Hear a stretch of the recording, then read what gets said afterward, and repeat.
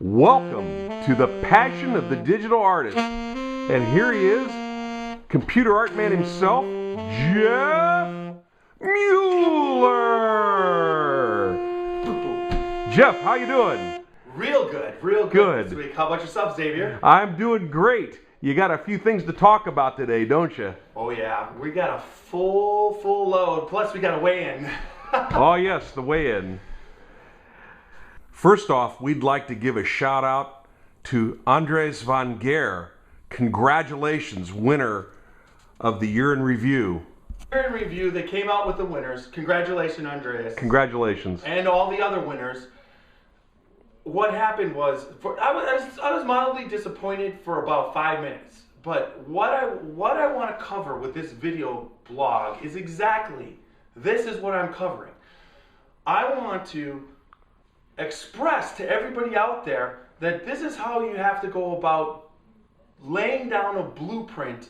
How, if you're a good artist and you have opportunities to get in front of people through social media and using social media to get in front of people conventional ways around the world.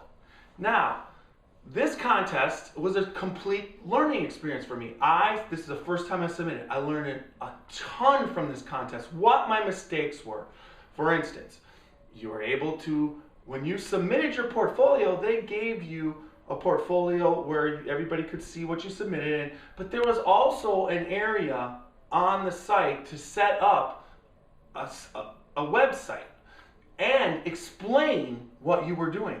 The actual portfolio that you submitted did not allow you to explain it, but on the website that you could set up through ArtsLand, you were able to explain what you were doing.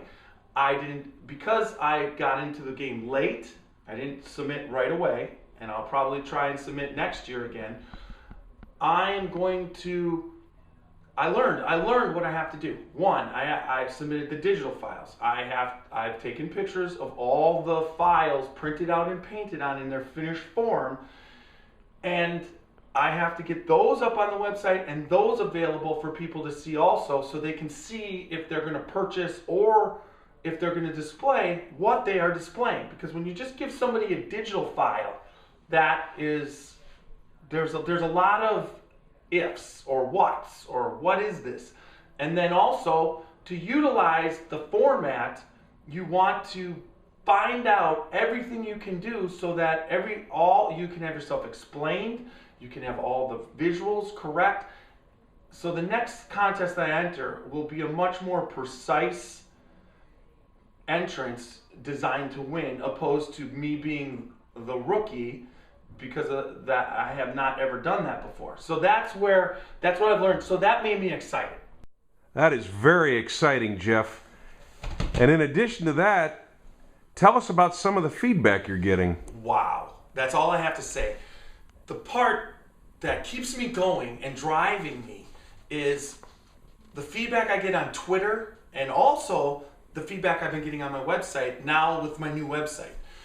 I want to give a shout out to 2 Twitter followers. First off, Natasha Head, who is at Tash2. She has just been supporting me immensely. She's a newer follower as far as how she's supporting me, leaving very, very motivating comments on the website. And then there's at 5th and 61st Street,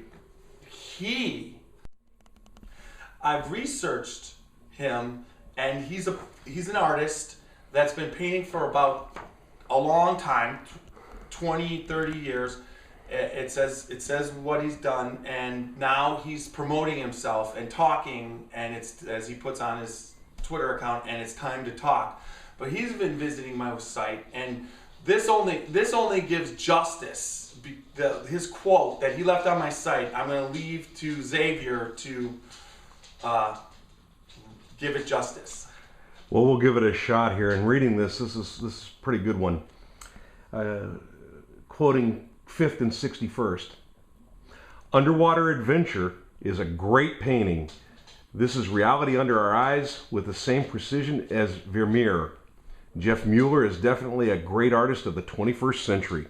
Wow, that's pretty good. Yeah, and I was stunned. It just makes me feel so good that of what people are understanding.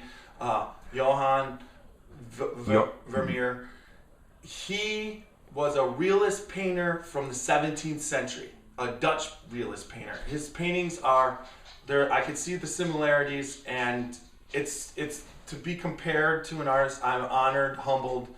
It's just a great compliment. So now, in honor of next week, and what he said, Underwater Adventure is going to be the painting that we'll zoom in and give a little tease here. Right, we're gonna go over and talk about what I was thinking in the direction I wanted to take the painting. Then that takes us right now to the weigh-in. Yes, the weigh-in. In this corner, we have Jeff Mueller. Well, last week was 262, which is probably, like I said, my winter weight. This week it went well. The whole week, I no snacks, no desserts. Really watched what I ate. Me and my wife has some medical things where we're trying some gluten-free stuff. So that's been going really well. I made it a point to cut down too. This week I only mixed my bourbon with ice.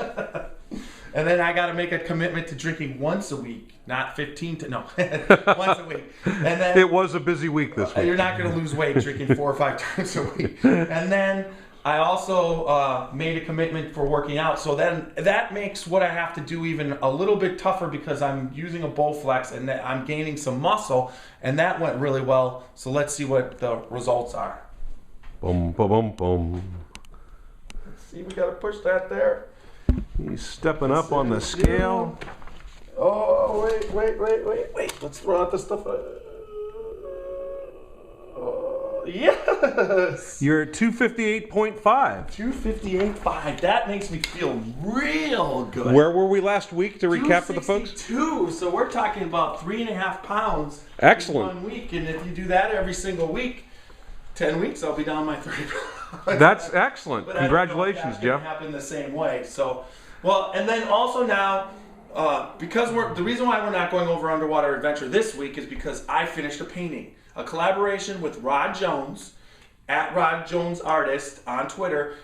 At Rod Jones Artist is his also www.rodjonesartist. And I've contacted him, waiting to hear back, but everybody, we're going to get to see the painting in its digital finished form. So we're can't wait. We're going to adjourn. And here we are in the studio. And we wanted to say once again thank you to Natasha Head and 5th and 61st and everyone who's been giving us, I have a mouse in my pocket, everyone who's giving Jeff positive feedback. Us. Thank you very much.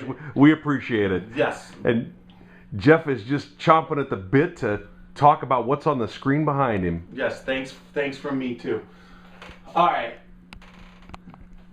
This painting is a very unique painting in the way that it's not part of the social media. It's the digital painting, and this is a collaboration with Rod Jones, and it excites me because he sent me 3 pictures initially. We've talked about this in past vlogs, and I went with the cityscape because I have seen a lot of digital painting artists that I've been very excited and love the work. I've seen some really good ones out there.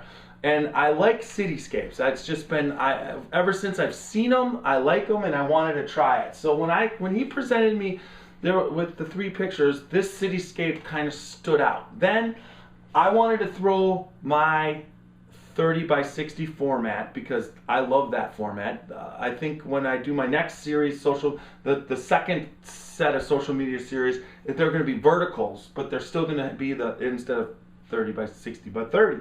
So this particular photo, when it started, it was very monotoned, very low res digital, and I basically took it up to the right size, and then I wanted to make this a colorful endeavor, but at the same time when I cropped it, the importance of the painting is the Chrysler Building. I mean, it's a very, the Chrysler Building and Empire State Building are the two prominent skyline New York City buildings. Defining. Right. So, but structures. I really liked the lamps and what they were doing. So I wanted to accentuate the building, but in that particular picture, the lamp was more accentuated, and then the buildings, and then that was kind of, the Chrysler Building was in the background. So what I did is I used my own lighting and colors to bring you where you automatically start here, pull you into the middle,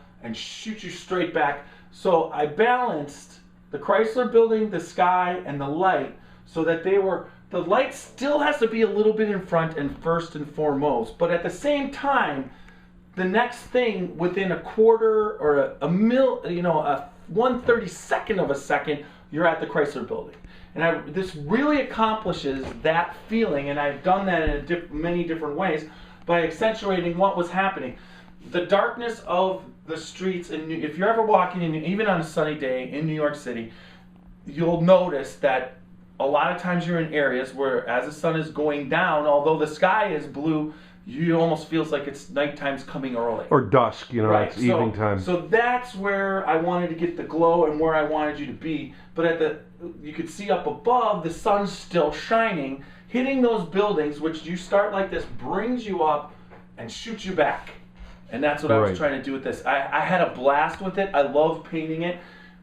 When just coming up with the composition was a little tough. Now, a couple things that I did. One, this particular light was hanging right there. It was in the way of what this was supposed to be doing. I dropped the light down.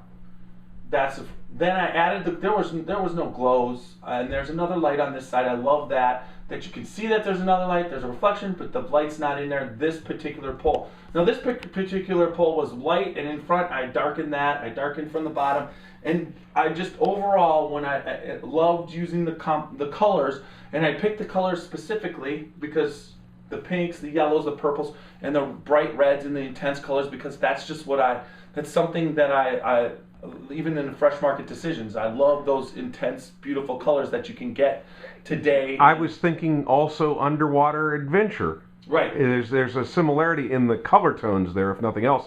And I think those, very accurately capture, again, the different shades and colors you see in late afternoon, early evening New York City. I mean, we were just walking the streets twice there a couple months ago.